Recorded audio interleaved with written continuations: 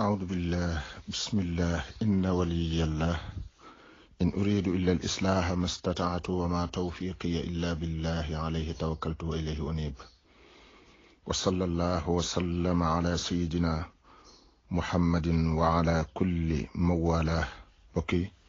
نيغلين دي نيو بالإسلام لين واخ السلام عليكم ورحمة الله تعالى وبركاته فسيني دل سوات ak yeen ci denkaane borom Tuubaa yi ni nu ko baaxoo ànd ak yéen jële ko ci téereb sëriñ alxaaji Mbakke xaadimul xadim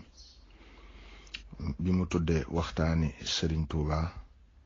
wala tombi borom Tuubaa waxi sëriñ bi ci ndigal yi maanaam ndigali suñ borom yi ak tere yi sëriñ Tuubaa xaadalahu llaahu maxtaara lahu nee na àjjana joo xam ne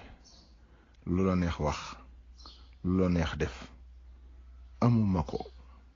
ku ko dégg fenn boo yeboo dem fa safiha may yatlubu jannatin bila ibadatin fa innahu la yuqbala ba tey am na bis ñuy noddu am soxna suy wax ak sëriñ bi sëriñ Tuubaa xaadalahu llaahu maxtaara lahu wuyuwu ko ne teg ba noddu ga daanu mu ne soxna soosee xanaa xamoo ne ñuy nodd ngay wax day yeexal sukuraat mu ne ko Mbàkke teewoon nga wax ma ko ma noppi sëriñ bi ne ko kon ma wax su ma la waxee noppil ma it wax naa wér na lool li tax ma andee ko nii moom nettali bi nii ma ko nettalee laa mujj a dégg ci làmmiñu sëriñ Saalihu Mbàkke radiyallahu taala anhu nee na itam soxna soosee doon wax ak sëñ bi mooy wajuru Cheikh Mouhamadul Mourtada